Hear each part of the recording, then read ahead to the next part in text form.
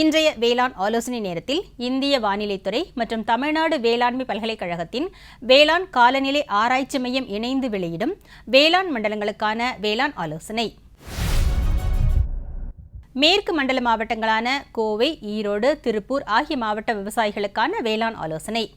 மேற்கு மண்டலத்தின் அனைத்து மாவட்டங்களிலும் வரும் வாரத்தில் மிதமானது முதல் கனமழை எதிர்பார்க்கப்படுகிறது.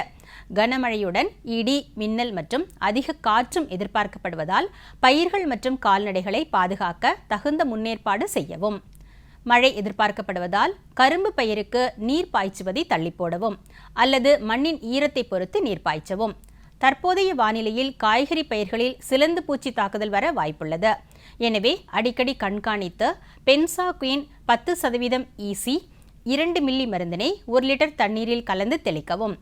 இடி, மின்னல் மற்றும் அதிக காற்றும் எதிர்பார்க்கப்படுவதால் 7 மாத வயதுடைய வாழைகளுக்கு சரியான முட்டு கொடுத்து சாயாமல் பாதுகாக்கலாம். கனமழை எதிர்பார்க்கப்படுவதால் தென்னை மரத்தை சுற்றி உள் உட்சாய்வு வட்ட வடிவ பாத்திகளை அமைப்பதன் மூலம் கோடை மழை நீரை வேர்பகுதிகளில் சேமிக்க முடியும். பகல் மற்றும் இரவு நேர வெப்பநிலை தொடர்ந்து உயர்வாக காணப்படுவதால் 11 மணி முதல் 4 மணி வரை கால்நடைகளை மேய்ச்சலுக்கு அனுப்ப வேண்டாம். மேலும் கால்நடைகளுக்கு நாள் ஒன்றுக்கு 80 முதல் 100 லிட்டர் தண்ணீரை 4 தவணையாக பகிர்ந்து கொடுக்கவும். கால்நடைகளுக்கு தொடர்ந்து கோமாரி நோய் தடுப்பு ஊசி பக்கத்தில் உள்ள கால்நடை மருத்துவமனையில் போட்டுக்கொள்ளவும். மேலும் ஆடுகளுக்கு அம்மை நோய் தடுப்பு ஊசி போட்டுக்கொள்ளவும். வெப்பநிலை சற்று உயர்ந்து வருவதால் கோழிகளில் வெப்ப அயற்சி ஏற்படுவதை தடுக்க கோழிப்பண்ணைகளில் இரு ஓரங்களிலும் நனைந்த சாக்கை கட்டிவிடவும். காவிரி டெல்டா மண்டல மாவட்டங்களான தஞ்சாவூர், திருவாரூர், திருச்சி, பெரம்பலூர், கரூர், அரியலூர், நாகப்பட்டினம் ஆகிய மாவட்ட விவசாயிகளுக்கான வேளாண் ஆலோசனை. மழைக்கு முன்னால் கோடை உழவு செய்து மழை நீரை மண்ணில் சேமிக்கவும். எதிர்பார்க்கப்படும் மழையை பயன்படுத்தி பசுந்தாள் உரப்பயிர்களான தக்கைப்பூண்டு, சணப்பை மற்றும் கொழிஞ்சி போன்றவற்றை தெளிக்கவும். முதிர்ந்த உளுந்து மற்றும் பாசிப்பயிறு பயிர்களை அறுவடை செய்யவும். தென்னையில் குறும்பை கொட்டுதலை தவிர்ப்பதற்கு ஒரு பாக்கெட் தென்னை டானிக்கை 200 மில்லி வேர் மூலம் கொடுக்க வேண்டும். கோடை காலத்தில் கால்நடைகளுக்கு ஒட்டுண்ணி தாக்கம் அதிகம் ஏற்படக்கூடும். இதனால் கால்நடைகளுக்கு இரத்த சோகை மற்றும் பிற நோய்கள் ஏற்பட நேரிடும். இதனால் கால்நடைகள் சோர்வுடனும் தீவனம் உட்கொள்ளா வண்ணம் காணப்படும். இவற்றிலிருந்து கால்நடைகளை பாதுகாக்க 3 மில்லி ஃபியூடாக்ஸ் மருந்தை 1 லிட்டர் தண்ணீரில் கலந்து துணியின் மூலம் துடைக்கவும். தெற்கு மண்டலம் ஒன்றிற்குட்பட்ட மாவட்டங்களான தூத்துக்குடி, விருதுநகர், திருநெல்வேலி ஆகிய மாவட்ட விவசாயிகளுக்கான வேளாண் ஆலோசனை. நிலக்கடலையில் தேவைக்கேற்ப நீர்ப்பாசனம் வழங்கவும். விதைத்த 40 முதல் 45வது நாளில் செடிகளின் பக்கவாட்டில் ஹெக்டருக்கு 400 கிராம் என்ற அளவில் ஜிப்சம் இடவும். ஜிப்சத்தை இட்ட பிறகு மண்வெட்டியால் கொத்தி மண்ணுடன் நன்கு கலந்துவிட்டு பின்னர் பயிர்களுக்கு மண் அணைக்கவும். உளுந்து பயிருக்கு தேவைக்கேற்ப நீர்ப்பாசனம் வழங்கவும். பயிரின் வளர்ச்சி மற்றும் அதன் பண்புகளை மேம்படுத்துவதன் மூலம் மகசூலை அதிகரிக்க விதைத்த 30 மற்றும் 45ஆம் நாட்களில் 1% யூரியாவை இலைவழி தெளிப்பாக தெளிக்க பரிந்துரைக்கப்படுகிறது. பருத்தியை விதைத்த 45வது நாட்களில் ஒரு கைக்களையும் 60வது நாள் வரையில் வயலை சுற்றி களைகள் இல்லாமல் வைத்திருக்கவும். விதைத்த 18 முதல் 20 நாட்களில் களைக்கொல்லியை பயன்படுத்தாமல் கை, களை மற்றும் மண்வெட்டியால் கொத்தி களை எடுக்கவும். இலை தத்துப்பூச்சிகளை கட்டுப்படுத்த இமிடாக்ளோபிரிட் 200 SL ஹெக்டருக்கு 100 மில்லி என்ற அளவில் பயன்படுத்தவும். இலை தத்துப்பூச்சிகளின் தாக்கம் மிக அதிகமாக இருந்தால் 0.5% வேப்பெண்ணெய் கலவையையோ அல்லது வேப்ப எண்ணெயையோ 2 வார இடைவெளியில் 3 முறை தெளிக்கவும். உள்ளூர் வானிலை நிலவரங்களின் அடிப்படையில் தெளிப்பு பணிகளை மேற்கொள்ளுமாறு அறிவுறுத்தப்படுகிறது. தென்னையில் சிவப்பு கூன்வண்டு மற்றும் காண்டாமிருக வண்டு தாக்குதலை தவிர்க்க மேல்புறமுள்ள 3 இலைகளின் இடுக்கிலும் மற்றும் கொண்டை பகுதியிலும் நைசான மணல் மற்றும் வேப்பங்கொட்டை தூள் அல்லது வேப்பம் பருப்பு தூள் கலவையை 2:1 என்ற விகிதத்தில் 3 மாதங்களுக்கு ஒருமுறை இடவும். இவ்வண்டுகளை கவர்ந்து அழிக்க ஒரு ஏக்கருக்கு கரும்பு சர்க்கரை பாகு 2.5 கிலோ அல்லது கள் 2.5 லிட்டர், அசிட்டிக் அமிலம் 5 மில்லி, ஈஸ்ட் 5 கிராம் ஆகியவற்றுடன் நீள வாக்கில் பிளக்கப்பட்ட இளநீர் மட்டைகள் அல்லது தென்னை ஓலையின் பசுமையான காம்புகள் 30 எண்கள் ஆகியவற்றை கொண்டு மண்பானை பொறிகளை அமைத்து வண்டுகளை பிடித்து அழிக்கலாம். காய்க்கும் தென்னை மரங்களுக்கு ஒரு மரத்திற்கு 200 மில்லி என்ற அளவில் 6 மாதங்களுக்கு ஒருமுறை தென்னை டானிக் கொண்டு வேர் மூலம் ஊட்டச்சத்தை வழங்கவும். வாழையில் தேவைக்கேற்ப நீர்ப்பாசனம் வழங்கவும். வாடல் நோயை குறைக்க செடி ஒன்றிற்கு 5 கிராம் என்ற அளவில் கரும்பு ஆலை கழிவு இடவும். அல்லது பனாமா வாடல் நோய் மற்றும் நூற்புழு தாக்குதலை கட்டுப்படுத்த நட்ட 2, 4 மற்றும் 6வது மாதங்களில் சொட்டு நீர் பாசனம் மூலம் ஹெக்டருக்கு 4 லிட்டர் என்ற அளவில் சூடோமோனாஸ் ஃப்ளோரசன்ஸ் திரவ கரைசலை செலுத்தவும். காற்று அதிவேகமாக வீசும்போது மாமரத்தின் பூக்கள் உதிர்ந்து விழக்கூடும். இதை தடுக்க பழத்தோட்டத்தை சுற்றி காற்றை தடுக்கும் வகையில் மரங்களை நடவும். பூக்கும் பருவத்திற்கு முன் பயிரில் அழுத்தத்தை தூண்டுவதற்காக 30 நாட்களுக்கு நீர்ப்பாசனம் மற்றும் உரமிடுதலை தவிர்க்கவும்.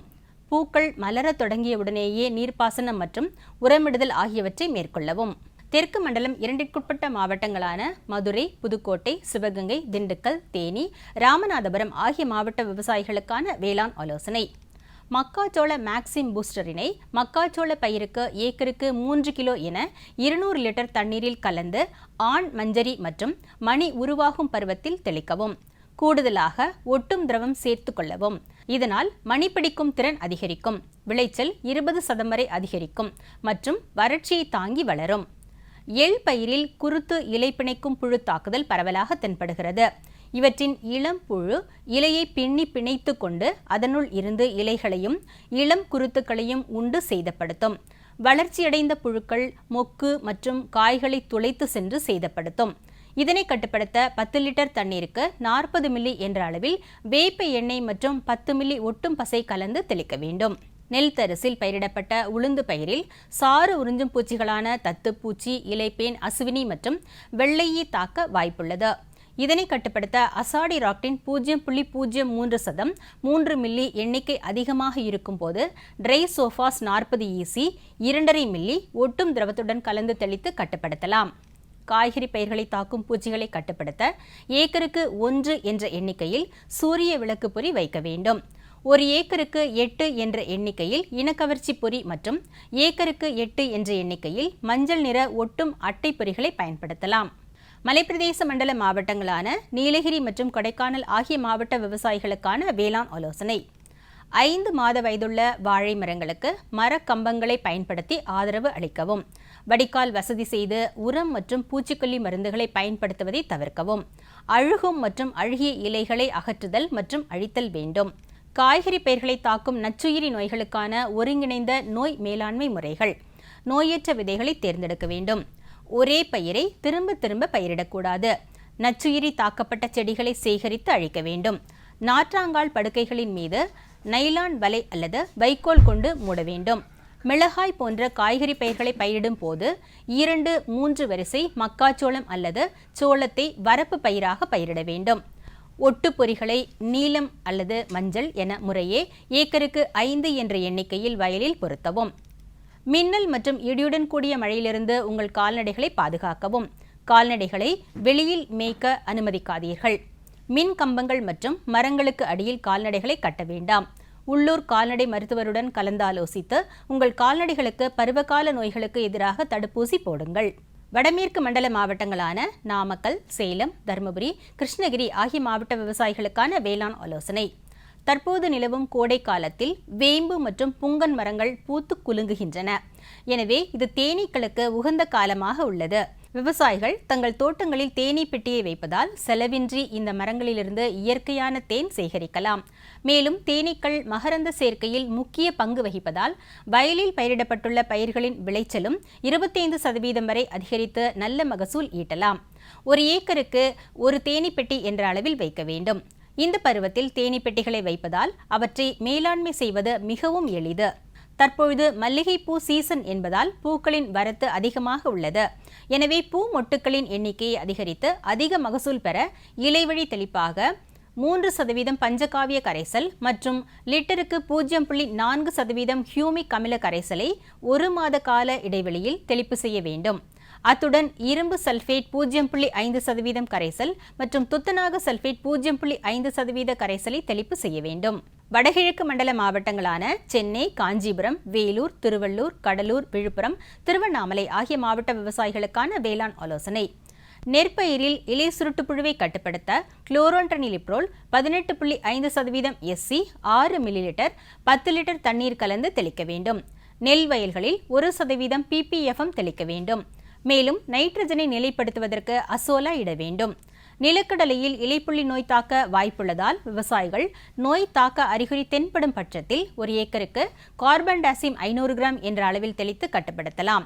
வாழையில் வாடல் நோயை கட்டுப்படுத்த 1 ஏக்கருக்கு பாசில்லஸ் சப்டிலிஸ் மற்றும் டிரைகோடர்மா விரிடி 1 கிலோ இட வேண்டும் அல்லது பாசில்லஸ் சப்டிலிஸ் 5 மில்லி ஊற்ற வேண்டும்.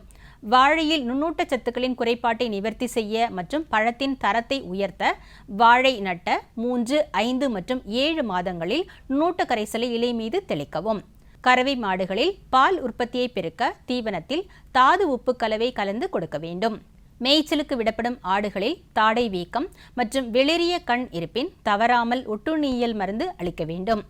இனப்பெருக்கத்திற்கு தயார் நிலைக்கு இருக்கும் பெட்டை ஆடுகளுக்கு தரமான குட்டிகளை ஈனும் பொருட்டு இனப்பெருக்கத்திற்கு முன் புரதச்சத்தும் மாவுச்சத்தும் தாது உப்பு மற்றும் வைட்டமின்கள் நிறைந்த கலவையை கொடுக்க வேண்டும். கோழிகளுக்கு அளிக்கப்படும் நீர் சுத்தமாகவும் சுகாதாரமாகவும் இருக்க வேண்டும். மேலும் ஏதேனும் நச்சுக்கள் உள்ளதா என்பதை தரக்கட்டுப்பாடு ஆய்வுக்கு உட்படுத்திய பின் அனுமதிக்க வேண்டும். கால்நடை கொட்டகைகளை சுற்றி மரங்களை நட வேண்டும். இது வெயில் காலங்களில் வெப்ப அடர்ச்சியை தடுப்பதோடு நல்ல காற்றோட்ட வசதியை மேம்படுத்தும். அதிக மழை பெறும் மண்டல மாவட்டமான கன்னியாகுமரி மாவட்ட விவசாயிகளுக்கான வேளாண் ஆலோசனை. வரும் நாட்களில் மழை பெய்ய வாய்ப்புள்ளதால் திறந்த வெளியில் நெல்மணிகளை உலர வைப்பதை தவிர்க்கவும். வரும் நாட்களில் மழை இருப்பதால் உரமிடுதல், பூச்சி மருந்து மற்றும் களைக்கொல்லி தெளிப்பதை தவிர்க்கவும்.